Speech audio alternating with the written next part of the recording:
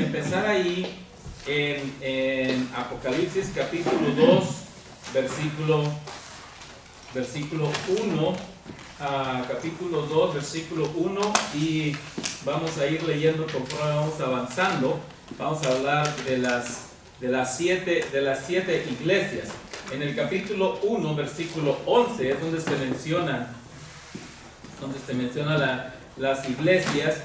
Dice: escribe en un libro lo que ves, capítulo 1, versículo 11, y envíalo a las 7 iglesias. Y luego entonces menciona las iglesias: Éfeso, Esmirna, Pérgamo, Tiatira, Sardis, Filadelfia y Laodicea.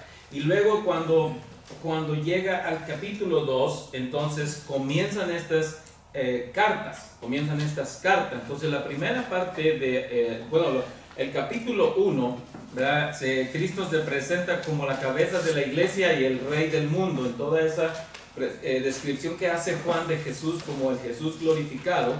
Entonces se presenta Jesús así, pero note, en estos capítulos, en estos 2 capítulos particularmente, lo que vamos a notar es una imagen de lo que el cristianismo ha llegado a ser durante la ausencia de Cristo.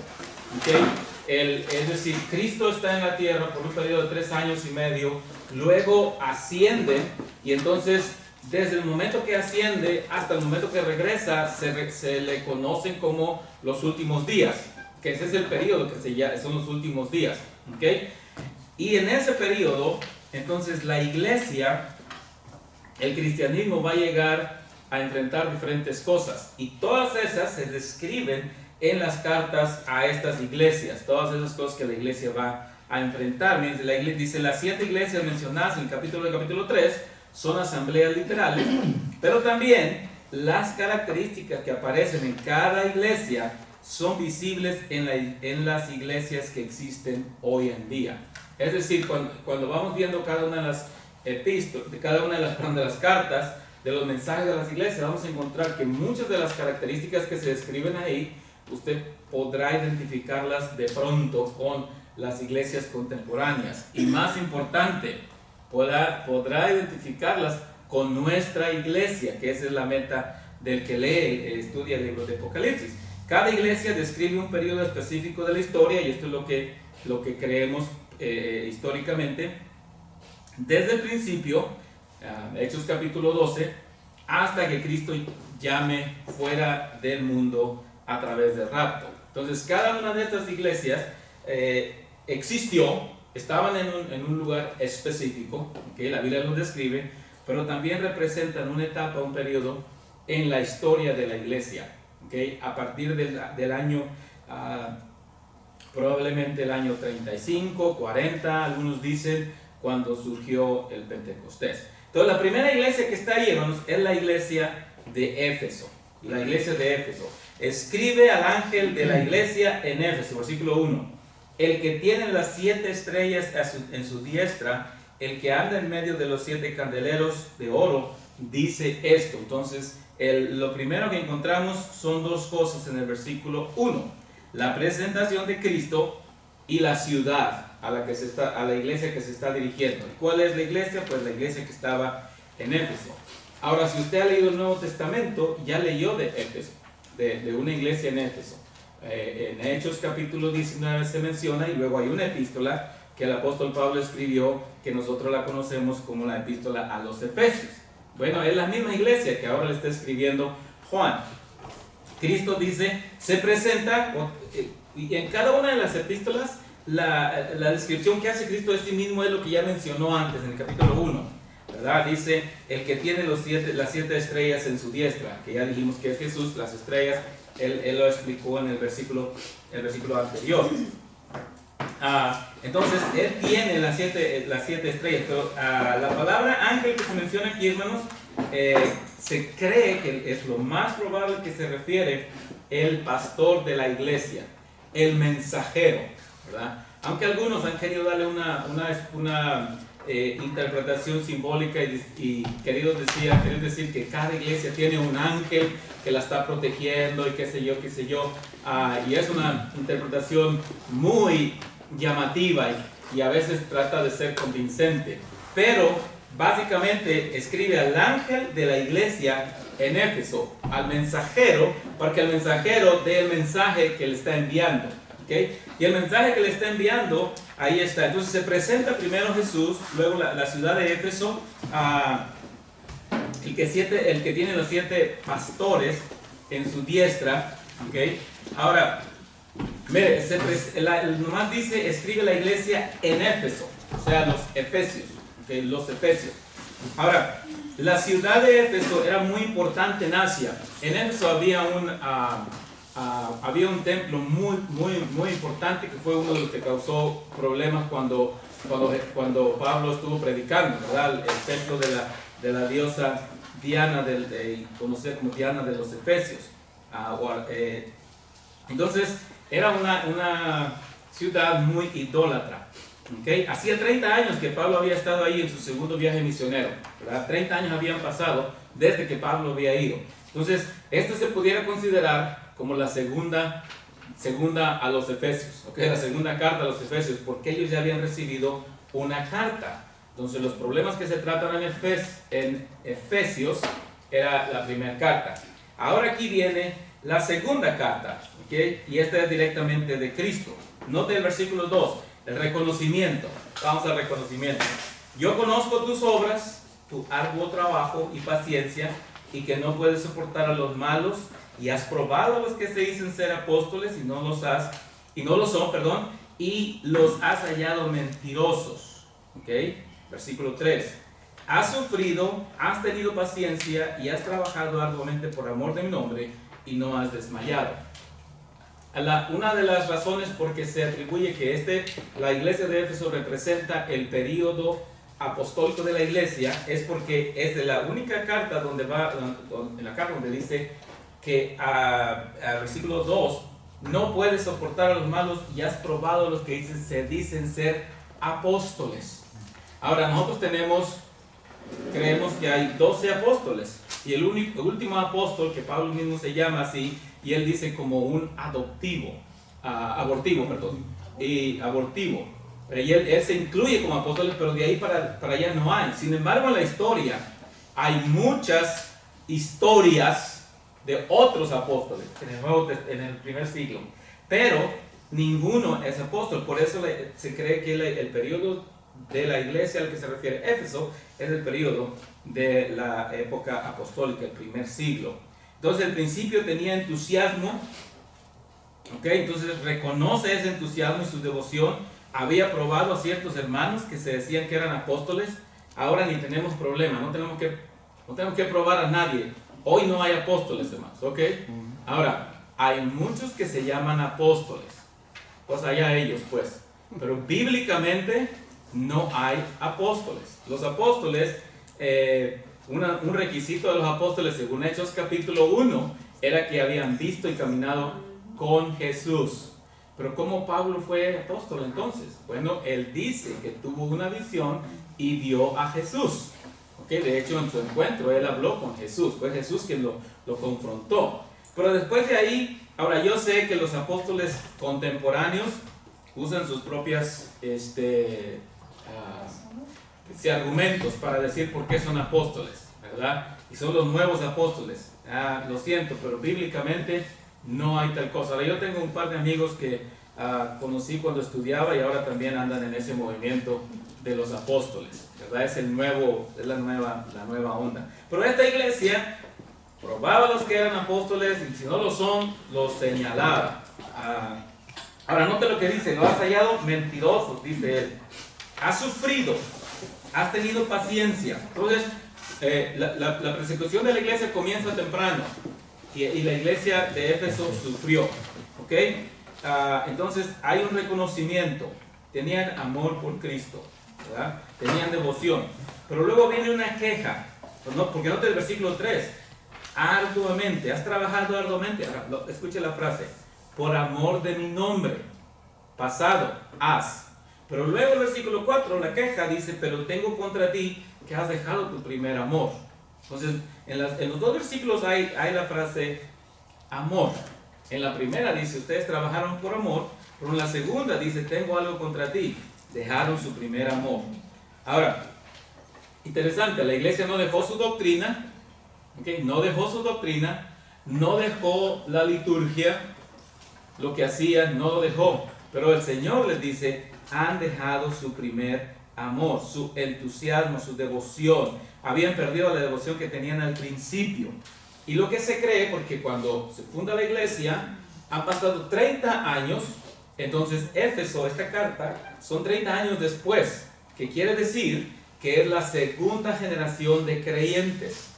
Los primeros creyentes, pero ahora está una segunda generación, y ellos parece que han abandonado su primer amor, aunque seguían ministrando fielmente, seguían haciendo obra, pero no les caracterizaba ese entusiasmo que tuvieron al principio. Y hay muchas iglesias que llegan a ese punto. En el crecimiento de la iglesia hay varias etapas que le llaman los escritores, los que estudian ese tema. Dicen, la iglesia comienza creciendo, bautizando, y llega un clímax y lo empieza en un declive. Y si no se hace algo para retomar la curva donde iban creciendo, esa iglesia va a llegar a casi morirse. No estoy hablando de la iglesia de Pittsburgh, pero ustedes saben lo que estoy hablando, ¿no? Y todos ven atrás y dicen, oh, acordamos que hace 20 años hacíamos esto, hacíamos lo otro, y y lo ven con mucho, bueno, ya dejen de ver el pasado, tienen que ver el presente, pero a lo mejor perdimos el entusiasmo que teníamos en el pasado. Yo no estuve, algunos de ustedes que estuvieron pueden recordar, pero esta iglesia 30 años después no tiene el mismo entusiasmo, y dice el Señor, tengo contra ti que has dejado tu primer amor, ¿verdad? Hacían las cosas, pero no con el mismo amor. Luego, ¿cuál es el consejo? Versículo 6. Versículo 5, perdón. 5 y 6. Dice, recuerda por tanto de dónde has caído. La iglesia tenía que reflexionar dónde íbamos y cómo caímos. Okay, noten. Y arrepiéntete y haz las primeras obras, pues si no, vendré pronto a ti y quitaré tu candelero de su lugar si no te hubieres arrepentido. El Señor aquí es está complicado, hermano. El Señor aquí es muy exigente. O se arrepienten o no son más iglesias. Es lo que está diciendo. ¿Sí se da cuenta? Acuérdate de dónde andaban ya, cómo cayeron. Y luego dice, arrepiéntete y haz las primeras obras. Es decir, la dirección que van tomando tienen que cambiar. Es una pena cuando la iglesia quiere seguir por el mismo camino y no nos lleva a donde Cristo quiere. Entonces él dice, arrepiente. Y arrepentirse, hermanos, todos han escuchado una y otra vez la definición de palabra arrepentimiento, ¿verdad? Dar vuelta, es decir, ir en el opuesto completamente, ¿verdad? No, entonces uno dice, pero nosotros los seres humanos somos tercos y queremos seguir en el mismo camino. Y a mí me gusta, cuando hablamos de eso, me gusta, y si no nos ha traído buenos resultados, ¿por qué seguimos por el mismo camino? ¿Verdad? Algunos le hacen más caso al GPS y al Señor de que nos arrepintamos, ¿no? Si dicen, no siga por este camino, y usted dice, no, yo aquí voy a ir, no sé cuántos se han perdido por no hacerle caso a su esposa o a la máquina esa que traen ahí, ¿ok? Arrepiéntete. Ahora miren, la iglesia es exhortada a 3 cosas: recordar de dónde ha caído, arrepentirse, cambiar su actitud hacia Cristo y su obra, y hacer las primeras obras que tienen que ver con manifestar el verdadero amor. Desafortunadamente, hermanos, lo siento, pero esto es una realidad. Algunas veces cuando estamos mucho tiempo en la iglesia, hay gente que hace las cosas por costumbre. Y entonces Dios puede ver esto, y eso es lo que está pasando en esta iglesia. Algunas cosas se hacían por costumbre. Y cuando dice, vuelve a tu primer amor, también quiere hacerle reflexionar, ¿cuál es tu motivación para hacer las cosas? ¿Es el amor a Dios? ¿O es nosotros los pastores tenemos un problema? ¿O podemos tener un problema? Yo tuve el llamado en 1991 al ministerio, pero en Estados Unidos y ahora también en América Latina, algunos pastores, en lugar de seguir el llamado, han convertido el pastorado en una carrera. Es decir, es una profesión. El pastorado es una profesión, es una carrera. No, bíblicamente es un llamado. Cuando lo haces una carrera, entonces yo me voy con la compañía que me pague más y donde yo esté más cómodo y tenga mejores prestaciones. Pero cuando es llamado, tú te vas a quedar donde Dios te llame. ¿Ok? Entonces, Este es un peligro del pastor, hacer su llamado una carrera. Pero el peligro de la iglesia es hacer cosas por costumbre, no por amor, o porque, pues así lo hemos hecho. No por amor. Pues yo quiero servir aquí porque, pues me gusta eso. Pues porque amo al Señor, amo la clase de niños, amo la clase esta, amo lo que sea. No porque yo quiero. Entonces, la idea es reflexionar sobre su actitud. Luego dice, pues si no se arrepiente, entonces voy a venir a quitar y pues se acabó la iglesia. Esa es la idea en pocas palabras está diciendo, vendré pronto a ti, quitaré tu candelero. ¿Se acuerdan que el candelero es lo que da luz? Si Cristo quita eso, pues se acabó la iglesia, bye bye, y hay muchas iglesias que se han cerrado. ¿Okay? Pero tienes esto, que aborrece las obras de los nicolaitas, las cuales yo también aborrezco. Y esto es lo lindo, ¿okay? Que los nicolaitas era una secta religiosa que fue creadora de una jerarquía eclesiástica. Vamos a hablar más adelante, porque en todas las iglesias, no en todas, en varias, tenían problemas con los nicolaitas. Eran los nicolaitas, quiere decir contra los laicos. Entonces, los nicolaitas habían hecho una separación entre laicos y clero. Y ahorita vamos a entrar a eso en la siguiente iglesia. Pero aquí lo importante en el versículo 6, hermanos, es esto. Escuchen. Tú aborreces, dice Dios, lo que yo aborrezco. Vea el texto.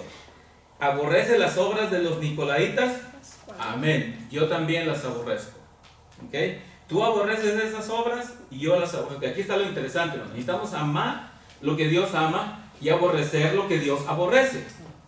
Así es la idea del llamado de la iglesia. El Señor le dice, tienes eso, que aborreces esas a los nicolaitas, las obras de ellos, no las nicolaitas, ojo, las obras de ellos. Entonces yo también aborrezco eso. Entonces la pregunta para la iglesia siempre va a ser, ¿estamos amando lo que Dios ama? Y algunas veces la iglesia, vamos a ver, hay otra iglesia más adelante que se le llama la iglesia mundana. Llegamos a amar lo que Dios no ama. Y pensamos, pues yo creo que si no, recuerden, la iglesia tiene que tener eso en mente. Vamos a hablar un poquito más de los nicolaitas en un momento. Ahora, la promesa. El que tiene oído, oiga lo que el Espíritu dice a las iglesias. Al que venciere le daré a comer del árbol de la vida, el cual está en medio del paraíso de Dios. Ahora, no es desconocido el árbol de la vida. ¿Alguien recuerda lo último que se dijo del árbol de la vida? ¿Qué fue? ¿Alguien recuerda en Génesis? Lo último que se menciona del árbol de la vida. Si alguien recuerda, no es una prueba, pero si alguien se acuerda, y no te les digo yo. Pero la última vez que se menciona el árbol de la vida, estaba en el huerto, en el paraíso. Dios sacó a Adán y Eva del huerto porque dijo que tal vez iban a querer intentar comer. Exactamente. Lo último que se menciona es que Adán y Eva son echados fuera para que no vayan a comer del árbol de la vida. Interesante. La última vez que se menciona, dice, no quiero que coman del árbol de la vida, Adán y Eva. Pero ahora aquí la promesa es que al que venciere le daré a comer del árbol de la vida. Ahora es otra promesa diferente. Pero déjenme regresarme al que tiene oídos. Dice, Israel tenía oídos y no oyó, tenía ojos y no vio, y su fin era la cautividad, una fuerte disciplina. Eso le pasó a Israel en el Antiguo Testamento. La iglesia corre el riesgo de con oídos no oír. Necesitamos escuchar con oídos espirituales y responder apropiadamente. Hay una promesa de vida a la iglesia que persevera. Note lo que dice, al que venciere. La iglesia está capacitada para vencer. ¿Okay? Está capacitada para vencer. ¿Se acuerda de lo que Cristo dijo de la iglesia? Las puertas del Hades no prevalecerán contra ella. Entonces, prácticamente la iglesia está capacitada para vencer y recibir la promesa de Dios del árbol de la vida. ¿Okay? Pero, versículo 7, ¿está oyendo lo que el Espíritu dice a la iglesia? Ahí está la clave. Está escuchando. Entonces, El problema de Éfeso, ¿verdad?, era que ellos habían dejado su primer amor. Y entonces el Señor les llama a que regresen a eso. Ahora, no que regresen a hacer lo mismo que hacían hace 30 años, porque la generación que estaba ni se acordaba, ¿verdad? Teníamos el mismo problema nosotros. ¿Qué pasó hace 30 años? Pues nomás los que estaban en ese tiempo saben, ¿verdad? Y ya quedan muy poquitos. Ya les dije, tenemos que empezar a escribir algo antes de que se nos vayan. Hace 30 años, cuando comenzó la iglesia. Qué interesante, hermanos, en el tiempo. Entonces, esa es la iglesia de Éfeso, hermanos. ¿Alguna pregunta sobre la iglesia de Éfeso? Yo sé que voy rápido porque quiero cubrir 3, pero no creo que lo voy a cubrir. Ya vi el tiempo y no pienso que lo vamos a hacer. Yo, la hermana que toca el timbre y todo eso, ya ven cómo es. No, pero una pregunta de la iglesia de Éfeso, hermanos. Hermano, nomás quería ahí, del candelero, muchos he escuchado que a veces se refieren a la salvación, que por ejemplo, si no te arrepientes, ya no puede entrar uno al cielo, o ya no puede ir con el Señor, o cuando se refiere a quitar el candelero de su lugar. Sabemos que usted dice que el candelero es la luz, ¿verdad?, que es Cristo, ¿verdad? Si ya no se le quita, pues ya no va a alumbrar, pero yo he escuchado unas interpretaciones donde dicen que quitaría tu candelero, o sea, como pues si no te arrepientes ya no van a tener esperanza. No, ahí se refiere a la iglesia, hermano. Y la interpretación es que tiene que ir al capítulo anterior, donde dice el misterio de las 7 estrellas que has visto a mi diestra, y de los 7 candeleros de oro, entonces los 7 candeleros son las 7 iglesias. Entonces no tenemos que buscar interpretación de un iluminado de medianoche, nada. Ahí está en el versículo 20. Candelero ahí dice, los 7 candeleros son las 7 iglesias. Entonces cuando dice en el versículo que estamos haciendo alusión, dice, vendré a ti y quitaré tu candelero de su lugar, es la iglesia, no es individual. ¿Ya? O sea, tenemos que, la interpretación nos lo da el mismo texto, porque acuérdese que en el versículo 1 también dice, escribe al ángel de la iglesia en Éfeso. Entonces, la iglesia, candelero, se refiere a la iglesia, no se refiere a la salvación. Es decir, si no te arrepientes, entonces ya no vas a ser salvo. No es una referencia a la salvación individual, se refiere a la iglesia en general, ¿verdad? Y sí, es claro, si la iglesia no se arrepiente, Dios va a cerrarla de alguna manera. Y porque tratamos de explicar por qué se cierran las iglesias. ¿Por qué se cierran las iglesias? Y algunas veces, no algunas veces, la mayoría de las veces es por nuestra responsabilidad o nuestra irresponsabilidad. No sé si me explico. El primero Dios, hermanos, oren. El día 1 de noviembre voy a venir a tener una reunión para una iglesia en Dangerfield, ¿verdad? Que está chiquita y quieren hacer una obra hispana. Y me invitaron a participar para ver si podemos ayudar nosotros. Entonces, una iglesia que se ha reducido y quieren ver si hay algo en español. Pero no conocemos, cada historia va a ser diferente, pero es más la iglesia que individual, ¿no? Yo sé, conforme vamos leyendo, yo sé que usted va a recordar que yo escuché un predicador que interpretó esto y esto y lo otro y lo otro y lo otro. Otra vez, la Biblia nos da la interpretación. Yo ni tengo que preguntarme, candelero, ¿qué es candelero? Bueno, regresa a la Biblia, al texto, versículo 20, y ahí dice que es candelero. Dice, los 7 candeleros son las 7 iglesias. Pues ahí está la interpretación. Ya. Ok, vamos a seguirle. Esmirna. ¿O alguien más iba a preguntar algo? ¿No? Qué bueno. Yo nomás iba a preguntar acerca del árbol de la vida, ¿verdad? Ya que se tocó ese tema, porque cuando inició todo en el paraíso, ¿verdad? Ahí está ese árbol. Sí. Que viene siendo este mismo árbol. Es el mismo, correcto. Y ya ve que cuando Jesús vino a Israel, también les dijo que él era la vid, que es otro tipo de árbol, ¿no? Si lo vemos de esa manera. Sería que se está hablando del mismo. Sí, y en realidad, porque no de la vid, pero está hablando de él como el que da vida. Ya, gracias, que es la fuente de la vida. Ya. Entonces, básicamente, en decir, al que venciere, le daré a comer del árbol de la vida, es decir, el que va a vencer, que es la iglesia, que va a vencer, va a recibir la vida eterna, es decir, va a tener acceso directamente al árbol que desafortunadamente Adán y Eva no tuvieron acceso, porque si hubieran tenido acceso, pero no existe lo hubieran, pero eso es lo que previene en el Antiguo Testamento. Ahí en eso que está hablando de la iglesia, se refiriendo a la iglesia que se va a quedar o no se va a quedar en el rapto. ¿De cuál iglesia está hablando? De los que van a comer de ese árbol de la vida. No, la iglesia en general se refiere a los creyentes. Ya, cuando dice al que venciere, la iglesia no se va a quedar en el rapto. No hay ninguna iglesia que se va a quedar. ¿A cuál se refiere usted cuando dice que se va a quedar? No, pues a un grupo, si se va a quedar un grupo o no. Esa era la pregunta. La iglesia no se va a quedar. Cuando lleguemos al tiempo de la tribulación, platicamos entonces quiénes van a ser salvos en la tribulación. Pero no es la iglesia, porque la iglesia va a ser arrebatada. Ya. Y esa iglesia va a tener acceso directamente. Entonces los dos testigos que van a bajar a predicar. Cuando lleguemos al periodo de la tribulación, hablamos de eso. Era eso lo que estaba ahí.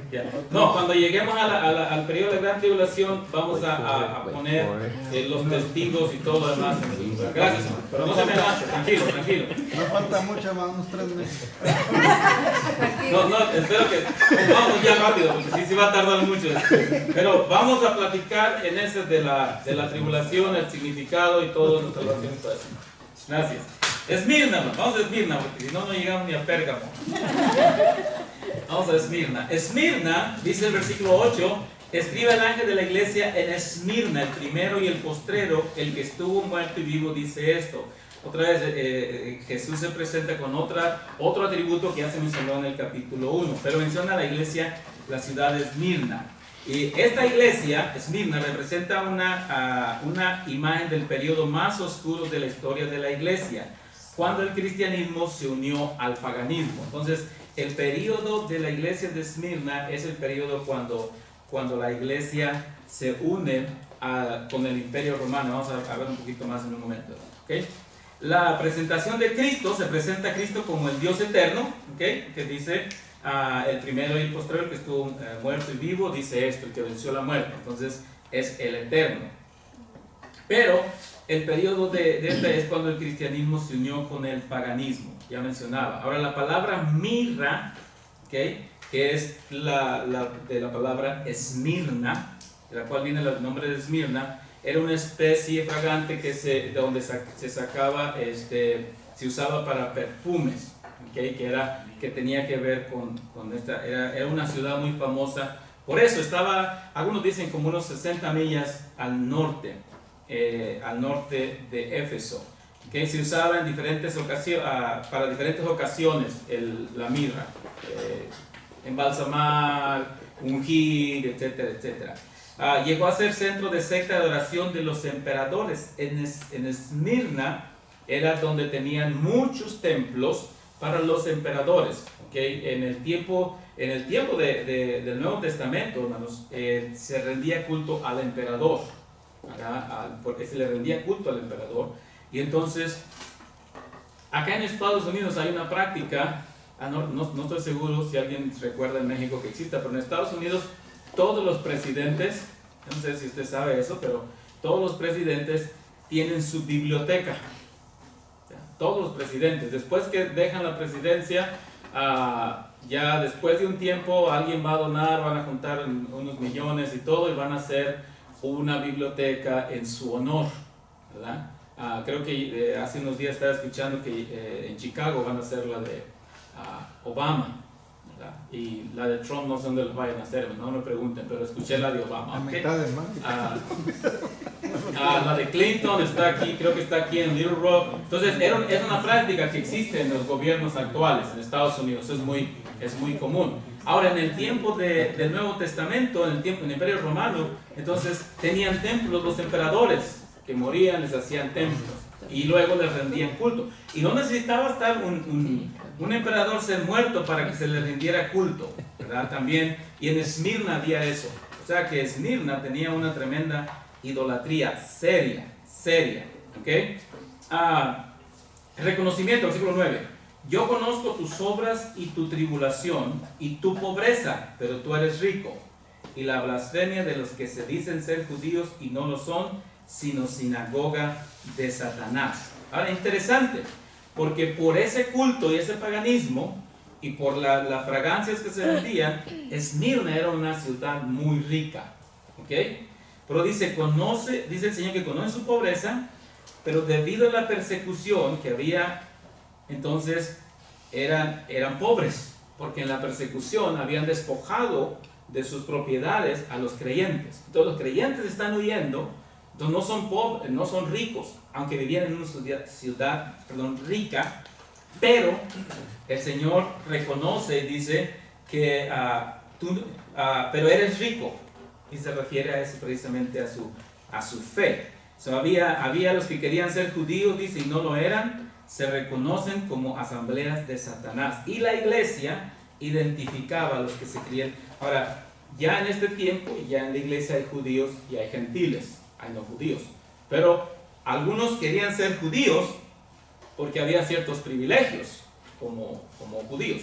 Entonces dice, no, ustedes entonces son los que los reconocen. Ahora, este es el periodo, hermanos. Hay un periodo desde el tiempo de Juan hasta el año 312, donde cada emperador persiguió a la iglesia. Cada emperador estaba persiguiendo a los cristianos. Cada emperador, ¿ok? Y el Diocleciano, creo que es el emperador del momento de Juan, pero después de ahí cada emperador persigue. Entonces, por 300 años la iglesia está siendo perseguida, los cristianos están siendo perseguidos, están escondiéndose, corriendo por todos lados. Y según la historia, mira, tal vez está escuchado de un Policarpo, ¿ok? Llegó a ser el pastor de esta iglesia, y cuando tenía 86 años sufre el martirio, porque todos o negabas tu fe o te mataban. Y la historia registra esto, hermanos, que a Policarpo, cuando tenía 86 años, le dijeron que como el imperio, cuando lo vio de edad, dijo, pues te vamos a dar chance, te vamos a dar oportunidad. Y le dijeron, entonces, retráctate de tu fe y salvas tu vida. Y quedó registrado en la historia la famosa frase de Policarpo que dijo, por 86 años he servido a mi Señor y nunca hizo algo mal contra mí. ¿Cómo entonces puedo yo blasfemar a mi Rey y Señor? Esta declaración dice él. Ahora note lo que dice de la iglesia. Conozco tus obras, tu tribulación y tu pobreza. La tribulación a la que se refiere aquí, ¿okay?, es a ese periodo de persecución que sufrió la iglesia, ¿okay?, que había sufrido la iglesia. Desde el tiempo de Juan, al final del primer siglo, hasta el año, 312 aproximadamente, cuando finalmente Constantino toma el cristianismo como religión del imperio. ¿Okay? Ahora, muchos murieron en este periodo, muchos pastores, líderes y todo, en esos 300 años. Fueron aproximadamente 200 años, un poquito más de 200 años. Entonces, el consejo que le da, mire, el consejo que encontramos aquí, hermanos, versículo 10, es: no temas nada de lo que vas a padecer. No era no sé qué piensan ustedes, pero no era una palabra muy alentadora, ¿no? O sea, te reconozco, te felicito por tu tribulación, qué bueno, qué bueno. Pero no temas lo que vas a padecer, o sea, no se ha acabado. Todavía sigue, note. No temas en nada de lo que vas a padecer. He aquí el diablo, ojo, echará a algunos de vosotros en la cárcel para que seáis probados, y tendréis tribulación por 10 días. Entonces, no se ha terminado la persecución. Dice, todavía va a haber persecución. Y el diablo, y entramos aquí el tema que hemos estado tratando los domingos. El Señor le dice a la iglesia, la persecución que ha sucedido es obra del diablo. Él está tratando de destruir la iglesia. Y esto lo predicaba en días pasados. Él sigue en el mismo, se da cuenta, sigue en el mismo asunto. Dice, los va a echar a algunos de ustedes en la cárcel. Ahora, el diablo después, descubre que se equivocó. Porque cuanto más perseguía la iglesia más crecía. Esa ha sido la constante de la iglesia a través de la historia, hermanos. Mientras más sufrimos los creyentes, persecución, más crecemos. Las iglesias que están creciendo más son en los países donde hay persecución. Pero en los países como los nuestros, donde hay tanta comodidad, la iglesia no está creciendo, está decreciendo. De verdad, está decreciendo. Los bautismos están bajando. Las iglesias la asistencia está bajando en los últimos 20 años en los Estados Unidos. Porque todo es muy cómodo, no tenemos ninguna presión, obviamente. Bueno, ellos sí, y todavía el Señor les dice, no teman, ¿ok? Aunque les dice que serán probados, tendrán tribulación brevemente, no se refiere a la gran tribulación aquí, pero es una breve tribulación. Dice, no temas en nada de lo que vas a padecer. Y luego al final del versículo 10, note lo que dice, sé fiel hasta la muerte, y yo te daré la corona de la vida. Otra vez, la corona de la vida no es nueva, ya lo mencionó Pablo también, la corona de la vida. Ahora, la frase, hermanos, sé fiel hasta la muerte, algunos lo interpretan como, es que yo debo seguir siendo fiel hasta que muera. Eso dice, ¿no? Hasta que yo esté viejito y muera. No. Bueno, sí, hay que ser fieles hasta que Dios nos llame a su presencia. Pero en este texto, cuando habló ya de tribulación, estaba diciendo, sean fieles aunque tiene que enfrentar la muerte. Es lo que está diciendo. Sé fiel hasta la muerte. Es decir, yo voy a ser fiel nomás en momentos agradables y luego después ya me voy a alejar o cómo. No, le está diciendo, sé fiel hasta la muerte, porque era el tiempo de la persecución. Y en el tiempo de la persecución es muerte. Los perseguidores no decían, la mayoría de los que estaban en ese tiempo, el emperador, desataron una persecución desde Hechos capítulo 8. Hechos capítulo 8 empieza una persecución contra la iglesia, la persecución sigue, los emperadores lo siguen haciendo y mataron a varios apóstoles en la historia, lo mataron a Juan, el que está escribiendo, y mataron a otros, como el caso del que mencionaba hace un momento, de Policarpo. ¿Cuál es la promesa? Bueno, al que venciere. El que tiene oído, oiga lo que dice el Espíritu, lo que el Espíritu dice a las iglesias. La misma frase se va a escuchar. Es decir, ahora, no sé si le llama la atención esto, hermanos. Se dice que es la carta para la iglesia de Esmirna. ¿Por qué dice lo que el Espíritu dice a las iglesias? Bueno, una posible práctica era, que sucedió con las epístolas de Pablo, es que una vez que la iglesia recibía la epístola, la compartía con otra iglesia. Esa es la otra posibilidad, la práctica que existía, perdón. Entonces, una de las razones porque dice iglesias es porque escuchen lo que está diciendo. Esto le dijo a Éfeso y esto le dijo a Esmirna. ¿Con qué está diciendo el Señor?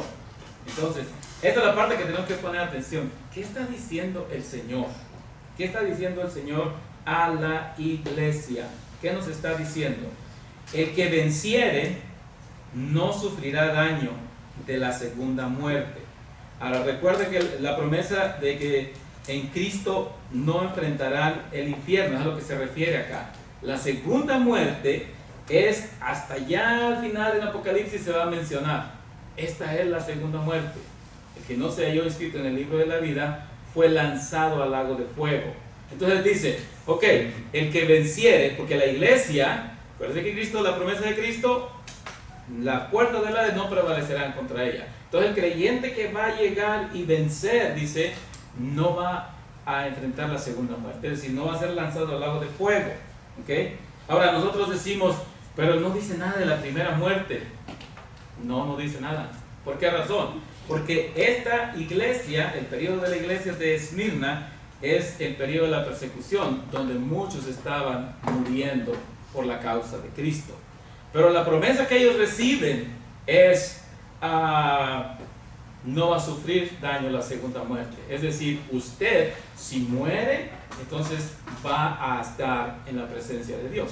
No va a ir. La segunda muerte que vamos a leer al final en Apocalipsis, que fue lanzado al lago de fuego. No, dice usted, el creyente. Y esta es, en cierta manera, para la iglesia, es decirle, una iglesia vencedora va a estar con Cristo. ¿Okay? Y vamos a ver más detalle más adelante. ¿Okay? Entonces, por eso no dice nada de la primera muerte, porque muchos ya estaban muriendo. ¿Ya? El apóstol Pablo, cuando escribe sus epístolas, algunos le preguntan sobre eso. En el capítulo, en Corintios, por ejemplo, le preguntan en cuanto a los que durmieron, y él les da unos consejos, porque son las iglesias cuando están comenzando. En este momento de la historia de estas iglesias que ya tienen muchos años, ellos ya saben esa parte. Por eso les da la promesa de que vence, y entonces no se preocupen, no va a enfrentar la segunda muerte. Ellos ya sabían que era la segunda muerte. Ellos, cuando la carta dice no sufrirá daño a la segunda muerte, ni explica qué es la segunda muerte, ¿verdad? Y mucha gente todavía no sabe qué es la segunda muerte. Los cristianos sí saben sabemos qué es la segunda muerte, ¿no? Porque lo hemos estudiado. Entonces, el creyente tiene la promesa. No hay ninguna promesa que no va a experimentar la primera muerte. ¿Se da cuenta? Pero no se menciona la primera muerte, solo se menciona la segunda. Pero los cristianos sí sabemos eso. ¿Ven? Que la primera muerte posiblemente la vamos a enfrentar si no viene Cristo antes. ¿Okay? Pero la segunda muerte no. Y esa es la promesa que tenemos en Cristo Jesús. Ok, hermanos, tenía razón, no llegamos a Pérgamo. Padre, gracias por esta tarde, por cada uno de mis hermanos, Señor, que están aquí. Oro, Señor, en esta hora para pedir tu bendición, para que como iglesia, Padre, al reflexionar sobre la vida y las recomendaciones y todo lo que tú hacías en estas iglesias, Padre, nosotros podamos reflexionar en nuestro ministerio como iglesia también, el tiempo que nos toca vivir, el momento en el que estamos y todo lo que tú tienes para nosotros, Señor. Queremos orar en esta hora pidiendo tu bendición como iglesia, Padre. Gracias por cada una de las clases, cada uno de los grupos, Señor, y que tú seas con cada uno de ellos también, y gracias por este tiempo que nos concedes en el nombre de Cristo Jesús. Amén.